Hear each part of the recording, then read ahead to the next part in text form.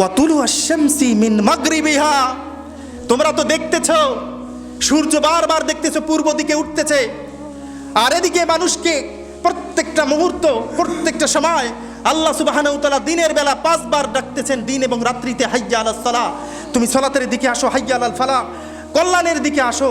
তুমি আসো নাই, কিন্তু মনে রেখো এমন একটা সময় আসবে যে সময়ের মধ্যে তোমরা 5 ওয়াক্ত নামাজের জন্য, ইমানের জন্য পাগল হয়ে যাবে, কিন্তু সেই দিন ইমান কবুল হবে না। সেটা কি? আল্লাহ রাসূল সাল্লাল্লাহু আলাইহি ওয়াসাল্লাম বলতেছেন ওয়া তুলুআশ শামসি মিন মাগরিবিহা, সূর্য তো পূর্ব দিকে উঠতেছে, দেখবে হুট করে একদিন সূর্য পশ্চিম দিকে উঠে গেছে।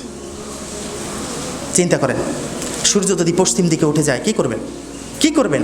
সেদিন মানুষ পাগল হবে, ধন সম্পদ সব কিছু দিয়ে দিবে, 2 রাকাত সালাত, একটা সেজদা, একটা সুবহানাল্লাহ বলার জন্য পাগল হয়ে যাবে, সব কিছু দিতে চাইবে, আত্মীয় স্বজন সব কিছু দিতে চাইবে, কিন্তু সেই দিন তার ঈমান, তার কোনো নেক আমল গণ্য হবে না, কারণ খাতা সেদিন থেকেই বন্ধ।